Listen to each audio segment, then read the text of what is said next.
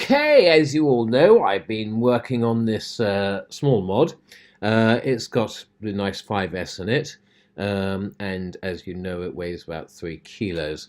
Now, I had a problem because here, I had glass, and the glass, basically, I couldn't stick anything to it. It just kept coming off, even with a bit of grinding for a key. But now, as you can see, I've got the NLPWM and it's running a 5S, and it's all well. And also I've designed a board which takes the 5-volt signal for the LEDs out of the NLPWM, puts it into a board, goes through some jiggery pokery, and therefore you can run really powerful LEDs. See? Yay! So